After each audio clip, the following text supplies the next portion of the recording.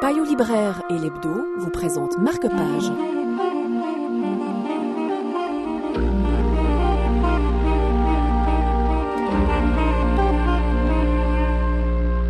En jouant une partie de tennis avec un millionnaire russe dans un palace d'Antigua, Perry et Gale pensaient simplement passer un bon après-midi.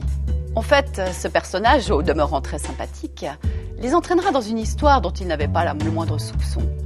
C'est un mafieux, il craint pour sa vie, il est prêt à laisser sa fortune à qui le sauvera, des services secrets britanniques. Sont-ils prêts à accepter un traître pareil?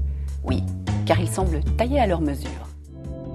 Pour les enfants, la maison, c'est la Suisse, et leur école, c'est une espèce d'internat pour milliardaires à la montagne. Il parle de la société. Marc suppose qu'il en est propriétaire. Il a une société enregistrée à Chypre et des banques, plusieurs banques. À Antigua, Marc a dénombré 4 banques russes et une ukrainienne en activité. Elle se limite à une plaque de cuivre dans un centre commercial et un téléphone sur le bureau d'un avocat. Dima, c'est l'une de ces plaques.